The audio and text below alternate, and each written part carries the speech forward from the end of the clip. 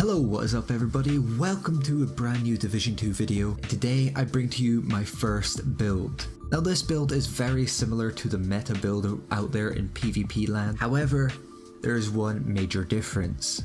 I do not run with an SMG, I run with an AR. The main reason I am doing this is because I'd like to live a little bit outside of the meta. However, this build is still competent in PvP, and by using an AR I have additional range and accuracy over a vector, meaning if I play right, I can outgun them. Let's start off with the build, and then a little bit at the end I will give you some tips and tricks for using this build. First off, this is a PvP focused build. However, it is still competent in PvE, so keep that in mind as I go over this. The weapon of choice I have chosen to go for is the CTAR-21. The main reason for this is because it has a high RPM with the option to use the extended 5.56 magazine, giving you a total of 60 rounds coming out at 900 RPM. The first talent I have on this weapon is Strain, meaning I get additional crit hit damage as my armor is depleted, meaning I do more damage as my armor is depleted,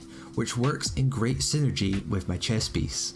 And of course, as the handling talent, you want Allegro to counteract that -10% rate of fire you get with the extended magazine. For your handling talent, it does not matter. These don't really come into play. However, I quite like Protected Deploy, as it protects you a little bit as you're deploying skills. The secondary I'm running with is Merciless.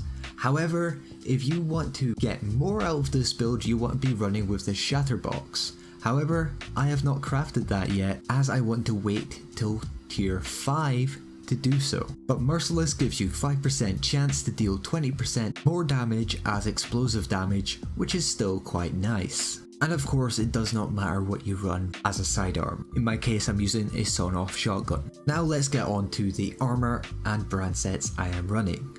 First off, let's go over the brand sets. These are fairly important. I'm using 3-piece Providence, giving me skill power which does not come into play in this build, 8% health, and 5% weapon damage. The 2 and 3 piece is why we chose Providence. Of course, I'm running with 1 piece Ferris for that plus 10% assault rifle damage. I have 1 piece Araldi for 10% accuracy, something that is really handy to have on assault rifle builds. And lastly, I have 1 piece of Murakami for that 8% health, as health is really important in these kind of lifesteal builds. Let's go over the talents now. What you want to do for your talents is get Vital on as much places as you can. This is an area of my build that can be slightly improved, as I only have it on my backpack and chest piece.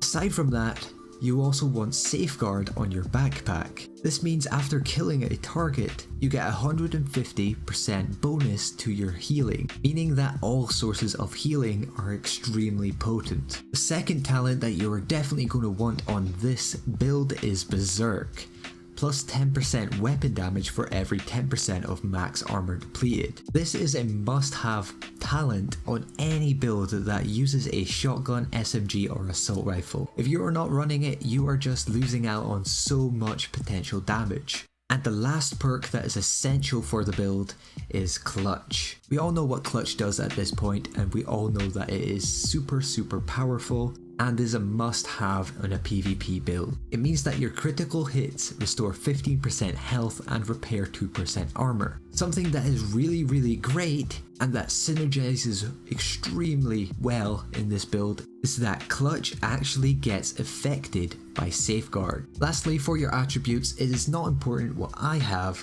What you're going to want to do is get 5 or less firearms talents, focusing on crit hit chance and weapon damage. And for the rest of your attributes, you're going to want to stack as much health as you possibly can. The more health you have, the more powerful this build is. And of course, the last thing that is extremely important for this build is that you're going to want to run Survivalist. The main reason for this is because of the weapon damage bonus you get for assault rifles.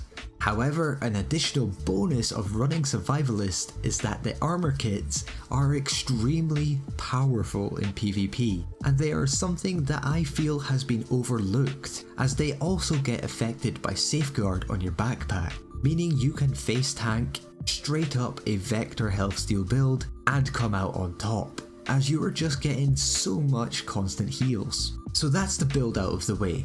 Let's get on to some tips and tricks. I'm going to have some clips of me PvPing in the background so you can see these tips in play. Now with this build, you are not going to want to get right in their face, especially because of the Vector Lifesteal meta, meaning they are really effective close and personal. So you're going to want to use that additional range and accuracy you have at your disposal by using an assault rifle to your advantage. And by using that range, you are staying outside of their effective range, meaning they're going to really struggle with hitting all their shots and fully utilizing their build, whilst you can sit there and laser at them as they try and struggle to approach you. The second biggest tip I will give is more of a general PvP tip, and that is don't be scared to fall back. A main mistake I see people make in PvP is that they charge straight for the opponent. This is something you don't want to do. One of the main things I see people do in PvP is go into a second fight without having healed fully up. Of course, if you're running a Vector build, or this build for instance, you're going to be doing a lot more damage out of the gate. However, you are leaving yourself open to be completely beamed by not having full EHP, meaning effective health pool. So what I recommend is healing up after every fight. If you can, of course. If you get run up on, you get run up on. And the third tip that I want to give you in this video is flank enemies. Again, it's more of a general PvP tip, but believe me, especially with this build, it will help you a lot. Something that I found myself doing and see a lot of people do is run the main lines of sight. This is obviously something you do not want to do, especially with the extremely low time to kill in the Division 2. By running in the main paths of each map, you are leaving yourself exposed, because of course that's where the enemy's going to be looking because they know where people run. What I recommend doing is finding ways to flank enemies, as if you can hit them in the back, you're going to beat them no matter what build you're running with. And of course by doing this, I've managed to go for 1v2s, 1v3s perfectly fine with this build. And some other additional little tips I will give is don't be scared to dodge, as it makes you an extremely hard target to hit. Run with the fixer drone, not the defender drone,